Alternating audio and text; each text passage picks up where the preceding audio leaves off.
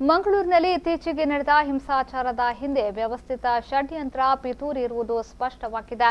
ಗಲಭೆಯಲ್ಲಿ ಭಾಗಿಯಾದವರ ವಿರುದ್ಧ ಕಠಿಣ ಕ್ರಮ ಕೈಗೊಳ್ಳಲು ಪೊಲೀಸ್ ಇಲಾಖೆಗೆ ಸೂಚಿಸಲಾಗಿದೆ ಎಂದು ಮುಖ್ಯಮಂತ್ರಿ ಬಿಎಸ್ ಯಡಿಯೂರಪ್ಪ ಹೇಳಿದ್ದಾರೆ. ಮಂಗಳವಾರ ರಾತ್ರಿ ಮಂಗಳೂರಿನಲ್ಲಿ ಮಾಧ್ಯಮದೊಂದಿಗೆ ಮಾತನಾಡಿದ ಮುಖ್ಯಮಂತ್ರಿ ಅವರು ಪೊಲೀಸ್ ಠಾಣೆಗೆ ಬೆಂಕಿ ಹಚ್ಚಲು ಯತ್ನ, ಕಲ್ಲು ತೂರಾಟ ಮಾಡಿ ಸಾರ್ವಜನಿಕರ ಆಸ್ತಿ ನಾಶಪಡಿಸಿದವರನ್ನ ಕೂಡಲೇ ಬಂಧಿಸಲಾಗುವುದು, ಯಾರನ್ನು ಕೂಡ ಬಿಡುವುದಿಲ್ಲ ಎಂದು ಎಚ್ಚರಿಸಿದರು. ಮಂಗಳೂರು ಗಲಭೆ ವಿಚಾರದಲ್ಲಿ ಕಾಂಗ್ರೆಸ್ ಹಾಗೂ ಜೆಡಿಎಸ್ ಅನಗತ್ಯ ಗೊಂದಲ ಸೃಷ್ಟಿಸುವುದನ್ನು ನಿಲ್ಲಿಸಬೇಕು.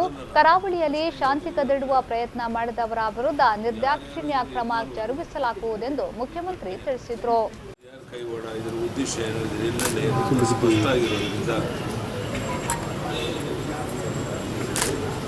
ವ್ಯವಸ್ಥಿತ ಪಿತೂರಿ ಷಡ್ಯಂತ್ರ ಅನ್ನುವಂಥದ್ದು ಸ್ಪಷ್ಟ ಆಗಿದೆ. ಆರಂಭಿಸಿರುವಂಥ ಪಕ್ಕದಲ್ಲಿದ್ದನ್ನು ಹೊಡೆದು ಅಲ್ಲಿ ನುಗ್ಗೋ ಪ್ರಯತ್ನ ಮಾಡೋದು, ಸ್ಟೇಷನ್ ಬೆಂಕಿ ಹಚ್ಚಿ ಪ್ರಯತ್ನ ಮಾಡಿದಂಥದ್ದು ಆಶ್ಚರ್ಯ. ಅಂದರೆ ಟ್ರಕ್ಕಿನಲ್ಲಿ ಕರುಗಳ ತಂದು ಕೂರಿಸೋಕ್ಕೆ ವ್ಯವಸ್ಥೆ ಮಾಡಿದಂಥದ್ದು ಇದು ಯಾರನ್ನೂ ಬಿಡೋಲ್ಲ. ನಾವು ಪ್ರಶ್ನೆ ಇದೊಂದು ಇದೆ ಅಂದರೆ ಯಾರ್ಯಾರು ಇದರಲ್ಲಿ ಇನ್ವಾಲ್ವ್ ಆಗಿದೆ ಈ ಘಟನೆಯಲ್ಲಿ, ಅಲ್ಲಿ ಹಿನ್ನೆಲೆ ಏನು, ಉದ್ದೇಶ ಏನು, ಇದೆಲ್ಲದರ ಬಗ್ಗೆ ಸಮಗ್ರ ತನಿಖೆಯನ್ನು ಮಾಡ್ತೇವೆ. ಅದನ್ನು ಕ್ರಮ ತೆಗೆದುಕೊಳ್ಳಿ. ತಕ್ಷಣ ಯಾರ್ಯಾರು ಬಂಧನ ಮಾಡಿ ಕಾನೂನು ಯಾರನ್ನೂ ಸ್ಪೇರ್ ಮಾಡೋದು, ತನಿಖೆ ಮಾಡೋದು ತನಿಖೆ ಆಗುತ್ತೆ. ಅದರ ವಾಸ್ತವಿಕ ಸತ್ಯಲ್ಲಿದೆ.